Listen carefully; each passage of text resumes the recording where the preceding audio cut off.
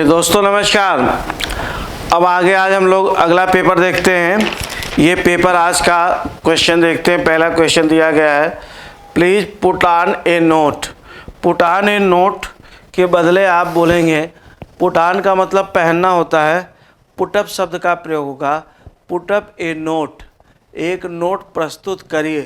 तो put on नहीं होगा, पुटअप होगा। पुटअप के साथ मान के बदले आपका प्रयोग करेंगे और यही सही आंसर होगा, पहला ए। 77 में आपको चलना है और सेलेक्ट करना है, एंटोनिम आपको सेलेक्ट करना है। लेट अस सी। वेटरान का मतलब होता है वरिष्ठ, वयोवृद्ध होता है, तो वेटरन हो गया। यूथफुल जो होता है वो युवा होता है।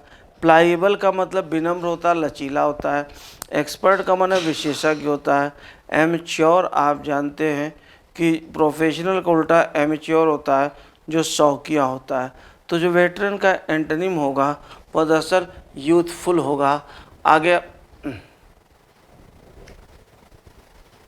इसमें इन्होंने एमेच्योर दिया हुआ है, लेकिन होना ये चाहिए कि वेटरन अगर दिया गया तो वेटरन का मतलब वरिष्ठ हो गया, तो इसका एमेच्योर का मतलब शौकिया कैसे हो सकता है। अगर कोई वेटरन है तो वरिष्ठ होगा, तो मेरे अनुसार यहाँ पे यूथफुल होगा। जैसे अगर कोई वेटरन लीडर है तो वेटरन लीडर क्या है, वो वरिष्ठ हो गया, तो यूथफुल जो होगा वो युवा हो जाएगा, कम उम्र का हो जाएगा। तो मेरे हिसाब से यहाँ पे यूथफुल का ही प्रयोग होना चाहिए। आगे आप देखिएगा, to make a long story short, किसी लॉन्ग स्टोरी को शॉर्ट में करना है। तो यहाँ पे आपको ध्यान देना है, 78 नंबर क्वेश्चन है कि किसी शॉर्ट स्टोरी को मतलब लॉन्ग स्टोरी को शॉर्ट में कर देना। A very long boring narrative, one should always communicate use to, ध्यान दीजिएगा, one should always communicate with fewer words wherever possible, use to and and account when you want the complete details and not just, ध्यान दीजिएगा ऐसा नहीं है। Long story को short करना है, थोड़ा सा भी ध्यान दें तो आपको इसमें जो ऑप्शन मिलेगा, ऑप्शन आपके सामने दिया गया है कि जो use to and an account of events quickly, मतलब आप कहते हैं ना कि शॉर्ट, जरा कम शब्दों में बताओ, शॉर्ट में बताओ, तो शॉर्ट में बताओ इसका मतलब क्या है, किसी भी इवेंट को, अकाउंट को, मतलब घटना को थोड़ा सा जल्दी ख़त्म करना। 78 हो जाएगा। 79 में आप देखें, इनकर्जन जो होता है वह हमला होता है। इनकर्जन का सिनोनिम आपको देखना है। इनकर्जन माने हमला हो गया, तो यहाँ पे सिनोनिम क्या हो जाएगा, ये देखिएगा, हर्ट हो गया। हर्ट का मतलब चोट पहुँचाना होता है। रिट्रीट का मतलब पीछे लौटना होता है। और अग्रेशन का मतलब हमला होता है। और कट का मतलब काटना। तो समझ में आ गया, अग्रेशन हो जाएगा। To see steal someone's thunder, इसका मतलब क्या हो गया, टू स्टील समवंस थंडर, इसका भाव जो होता है वो एक इडियम है। इसका मतलब होता है किसी का जरा किसी से बेहतर कर जाना और उसके से बेहतर करके जो श्रेय है, उपलब्धि है, वह खुद ले लेना, ये हो जाता है। To do a job before another person can do it and take away the credit, मतलब कोई काम करे उसके पहले करके और क्रेडिट ले लेना। 80 का हो जाएगा। 81 में आप आएँ, we are please that our daughter is married, हमेशा याद रखिएगा मैरी केवल आएगा, इजमार नहीं आएगा, उसके पहले बाजवर नहीं आएगा तो कोई प्रेपोजिशन नहीं लगेगा। लेकिन अगर मैरिड आया उसके पहले इजमार वाजवर आया है, तो इसका मतलब क्या है कि मैरिड एडजेक्टिव है, और उस कंडीशन में जो मैरिड होता है, मैरिड के साथ प्रेपोजिशन टू लगता है। तो ध्यान रखेंगे, विद नहीं लगेगा, टू लगेगा। रीअरेंज करना है आपको 82 को। 82 को ज़रा देखिए क्या कह रहा है, लेट अस सी, थोड़ा ध्यान दीजिए इसमें क्या कहता है। कहता ये है 10 इस प्रकार से, अगर इस प्रकार से कहें, a developing economy also needs to have some notion of external balance at the very least. थोड़ा सा अगर हम ध्यान दें तो समझ में आएगा क्या होगा। एट द वेरी लीस्ट, ये जो चीज़ दिया गया है उसका मतलब जो है वो कम से कम होगा। तो कम से कम जैसे बोलते ज़्यादा से ज़्यादा, एट मोस्ट, उसी तरह से एट द लीस्ट। तो एट लीस्ट जो होता है वही भाव है, कम से कम। इसका मतलब क्या होगा, ये पहले पक्का आना ही आना है। और दूसरी चीज़ क्या है, पी में सब्जेक्ट दिया गया है, ए डेवलपिंग इकानमी दिया गया है, तो ये सब्जेक्ट दिया गया है। Also needs, to have, need के बाद ही टू हैव का प्रयोग होगा, तो यानी आर आएगा, आर के बाद पी और पी के बाद क्यू का प्रयोग होगा। 83 में आए और देखें ये क्या कहता है। वॉइस का क्वेश्चन है, मैंने आपको बताया देखते ही मारेंगे आप, कोई दिक्कत नहीं होगी, अपने आप मारेंगे इसको। माई बाइक दिया गया है, या ऑब्जेक्ट यानी यही सब्जेक्ट बनेगा, और पास्ट इंडेफिनिट मतलब पास्ट कॉन्टिन्यूअस की सहायक क्रिया होगी। अब ये देखिए पास्ट कॉन्टिन्यूअस की सहायक क्रिया है और माई बाइक जो है वो सब्जेक्ट बन गया।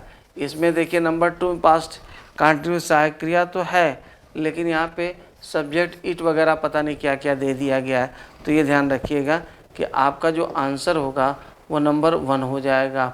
अगला improve the bracketed part, bracketed part को आपको इम्प्रूव करना है।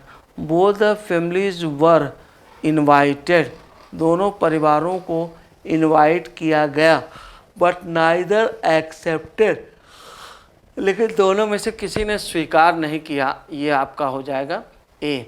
सेलेक्ट करें द वर्ड विद करेक्ट, भाई इनवाइट किया गया, उन्होंने इनविटेशन स्वीकार नहीं किया, तो इसमें कुछ करने की आवश्यकता नहीं, सीधा सा था। Select the word with correct spelling, correct spelling वाले वर्ड को आपको देखना है।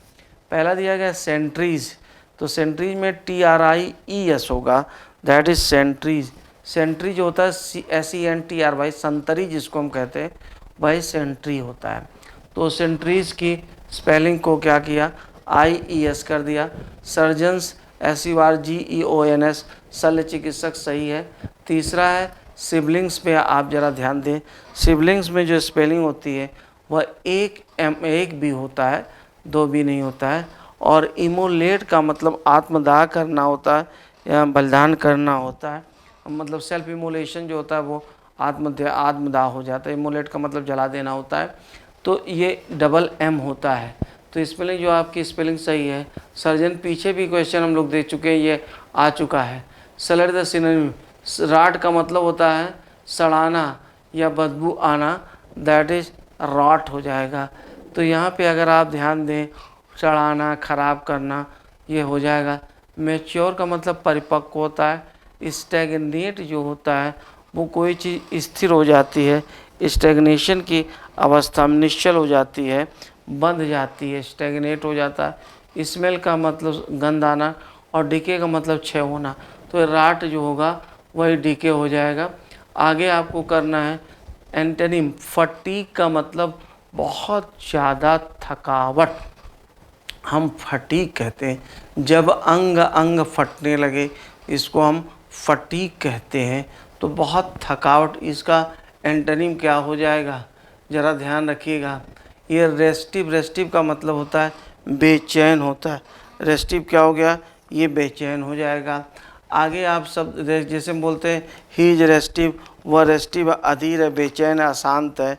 आगे दिया गया स्लोच, ये आगे झुक झुक करके चलना स्लोच होता है। विगर का मतलब जोश, ताकत होता है। और टायर का मतलब थका देना।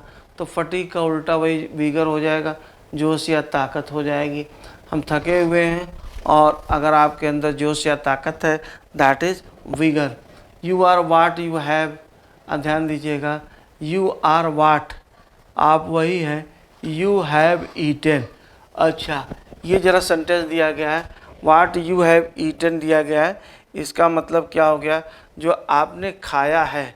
You are what you have eaten, आप वही हैं जो आपने खाया। अगर थोड़ा सा ध्यान दें तो इसका मतलब क्या, आप वैसे ही होते हैं जैसा कि आप। भाव क्या है कि जैसा आप खाते हैं, जैसा खाए अन्न वैसा रहे मन, वही ये आपका एक कहावत दी गई है, you are what you eat. तो वाट यू हैव ईटन नहीं होगा, वाट यू ईट का प्रयोग होगा।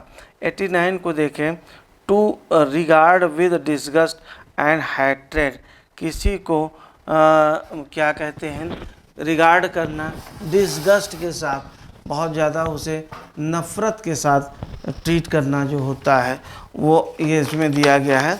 लेट अस सी, थोड़ा सा इसको ध्यान दें। क्या क्या टीज है, टीज का मतलब चिढ़ाना होता है। एबहार होता है, एबहार का मतलब घृणा करना होता है। रिडिक्यूल जो होता है उसका मतलब उपहास करना होता है। और अगर स्नीयर की हम बात करें तो इसका मतलब भी उपहास करना। तो यहाँ पे देखेंगे नफ़रत करना के सेंस में एबहॉर शब्द का ही प्रयोग हो रहा है। अगला क्वेश्चन 90 देखें। 90 क्या कह रहा है कि द इन्वेस्टिगेशन रिवील्ड, इन्वेस्टिगेशन ने दर्शाया a lack of efficiency in the functioning of airlines, airlines के क्रियाकलाप में एफिशिएंसी की कमी। प्लेन का मतलब साफ, ऑब्सक्योर का मतलब अस्पष्ट, कॉन्स्पिक्यूअस का मतलब अस्पष्ट हो गया, कंसील्ड का मतलब छिपा हुआ। तो अगर थोड़ा सा हम ध्यान दें तो क्या हो जाएगा कि प्लेन का मतलब जैसे बताया कि समतल होता है, इस तरह का साफ होता है। कॉन्स्पिक्यूअस का मतलब अस्पष्ट। तो यहाँ पे जो स्पीक होता है, स्पीक का मतलब होता है टू सी, कॉन्स्पिक्यूअस उसी को जब हम साथ साथ देखते हैं, स्पष्टता से देखते हैं, तो वही कॉन्स्पिक्यूअस जो होता है वो अस्पष्ट होता है। तो अस्पष्ट कमी दिखाया, 90 में हो जाएगा। In India Hindi is the most, Bharatvarsh में हिंदी सर्वाधिक स्पोकन लैंग्वेज क्या है, प्रोफ्यूजली। आप ध्यान दीजिएगा, अगर रक्त मतलब लिक्विड का या गैस का जो स्राव बहुत तेज होता है प्रोफ्यूजली होता है। रिचली जो होता है वो धनाढ़ता पूर्वक, डीपली का मतलब गहराई पूर्वक, वाइडली का मतलब व्यापक रूप से। तो लैंग्वेज अगर बोली जा रही है तो कैसे बोली जाएगी, जाहिर सी बात है व्यापक रूप से बोली जाने वाली भाषा, वाइडली हो जाएगा। 92 को देखें, करेक्ट स्पेलिंग आपको देखना है, करेक्ट स्पेलिंग क्या दे रहा है 92 में। लेट अस सी, इसको थोड़ा देखें। करेक्ट स्पेलिंग जो दे रहा है वो पहला दिया गया रैप। रैप का मतलब होता है, रैप माने किसी चीज़ को ढक देना, आवरण कर देना, रैपिंग वही हो जाएगा। बरगंडी पीछे भी दोस्तों यह ध्यान रखिएगा कि अगर आप 100 पेपर्स उठा करके देखें तो बहुत सारे क्वेश्चंस आपको रिपीटेड मिलेंगे, ये इसका फ़ायदा मिलेगा। बरगंडी देखिए पीछे भी आपको भी मिला हुआ था, BUR हो जाएगा। स्ट्रेस में STRESS हो जाएगा और ES चूँकि सिंगुलर दिया गया इसलिए स्ट्रेस दे दिया गया। और स्टेंच, स्ट्रेस का मतलब दबाव होता है। बरगंडी जो एक कलर होता है थोड़ा सा रेडिश लेकर के होता है। और आगे देखेंगे स्ट्रेस माने दबाव होता है, जोर डालना होता है, तनाव होता है। और स्टेंच का मतलब गंध आना होता है, दैट इज स्टेंच। तो स्टेंच में भी जो होगा वो एक H होगा। तो इस प्रकार से हमारा जो पहला शब्द है वही सही है। 93 को देखें, द कोच सेड ब्रेवो। अगर थोड़ा सा आप ध्यान दें तो इसका मतलब क्या है कि ब्रेवो जो शब्द होता है वह दरअसल प्रशंसा के लिए या बड़ाई के लिए होता है, शाबाशी के लिए होता है। तो यहाँ पे जो ब्रेवो दिया गया है वह शाबाशी है। तो शाबाशी के सेंस में आपको नंबर 1 देना है। द कोच अपलाडेड, कोच ने प्रशंसा किया, शाबाशी दिया। तो 93 का नंबर 1 आप लेके चलें। आगे दिया गया है रीअरेंज करना है। 94 को देखें, रीअरेंज करना है। क्या है, गॉन आर द डेज, वो दिन चले गए। अब चूँकि समय की बात हो रही है तो डेज समय को बताता है, इसका मतलब इसके तुरंत बाद फिर समय ही व्हेन ही आ सकता है। When we could think of ourselves, जब हम अपने बारे में सोच सकते एज ए क्लोज्ड इकानमी, एक क्लोज्ड इकानमी के बारे में। And not really worried about foreign trade and payments. तो थोड़ा सा अगर ध्यान दीजिए तो आर पक्का आएगा, पहले आर के बाद क्यू आएगा और क्यू के बाद पी का प्रयोग होगा। आगे देखिए 95 में क्या कह रहा है, unable to be destroyed or removed, जिसको डिस्ट्रॉय या रिमूव नहीं किया जा सकता है। पहला दिया गया इन इरेडिकेबल, इरेडिकेट का मतलब होता है समाप्त करना या डिस्ट्रॉय करना। तो इनइरेडिकेबल का मतलब क्या हो गया, जिसको समाप्त नहीं किया जा सकता। हैबिट का मतलब आदत हो गया। वियर और ओन, इसका मतलब पहनने के सेंस में। फिक्स का मतलब जो होता है वो अस्थाई कर देना होता है, फिक्स्ड कर देना होता है। तो इनइरेडिकेबल जो होता है इसका मतलब क्या हो गया, जिसको कि आप क्या कहते हैं, मिटा नहीं सकते हैं, रिमूव नहीं कर सकते हैं, डिस्ट्रॉय नहीं कर सकते। अगला क्वेश्चन दिया गया है 96 में, आप देखें किसके बारे में दे रहा है। An ideal policeman is a myth. एक आइडियल पुलिसमैन जो होता है वो एक मिथ है। यू कम, आप आते हैं only in the crime fiction, elusive is good policing. ये पुलिसिंग के बारे में, मतलब जो पुलिस की क्रियाकलाप है, पुलिस महकमा है, उसके बारे में बात कर रहा है। तो अब आप ज़रा से इसमें देखें क्या कह रहा है। यू कम, गौर करिएगा, पहला क्या देता है, यू कम एक्रास। कम एक्रास का मतलब मिलना होता है। ओनली इन क्राइम फिक्शन, ये कहते हैं जो आइडियल पुलिसमैन होता है वह केवल एक कहावत है, एक बात है, मिथक है, वास्तव में होता नहीं। केवल क्राइम के जो फिक्शन होते हैं, स्टोरीज होते हैं, उन्हीं में आपकी मुलाकात होती है। कम एक्रास हो गया। 97 में आप आए, इल्यूसिव गुड पॉलिसिंग हो गया। तो अब इसमें क्या देगा 97, फेयरली हो गया। फेयरली माने अच्छी तरह से। जस्टली का मतलब न्यायपूर्ण होता है। इक्वली, इक्वली का मतलब उसी प्रकार से, समान रूप से। यूनिफॉर्मली का मतलब एक समान। तो इक्वली शब्द का प्रयोग होगा, उसी तरह से का भाव आ रहा है, इक्वली का हम यहाँ पे प्रयोग करेंगे। अगला दे रहा है 98 में, an idea that even the best of criminal justice thinkers have found. An idea, एक आइडिया की, तो की का भाव हो रहा है, इसलिए यहाँ पे दैट का प्रयोग होगा। 99 को आप जरा देखें, टू रिलक्टेंटली दिया गया है। अब अगर यहाँ पे हम बात करें तो 99 में ज़रा सा ध्यान दें, तो टू रिलक्टेंटली डिसाइड, पे, डिसाइड करता, निर्णय लेता है। पे फॉर एन इम्परफेक्ट पुलिसमैन, पे का मतलब चुकाना होता है। एडजस्ट, एडजस्ट व समायोजन करना। और सेटल जो होता है, किसी मामले इत्यादि को जब हम सेटल करते हैं तो उसे निस्तारित करते हैं। तो नंबर 4 हो जाएगा, settle for an imperfect policeman. ये आपका 99 हो जाएगा। 100 में आप आएँ और 100 में आप देखें क्या कह रहा है, an inadequate system, an inadequate system. थोड़ा सा ध्यान दीजिएगा, तो जो इनएडिकेट दिया गया है, इनएडिकेट के पहले जो लगेगा यहाँ पे सिस्टम, चूँकि सिंगुलर काउंटेबल नाउन है, इसलिए इसके पहले हम एन का ही प्रयोग करेंगे। तो एन का प्रयोग आप करके देखें और ये समझ में आ जाएगा, कॉन्सेप्ट आपका क्लियर हो जाएगा।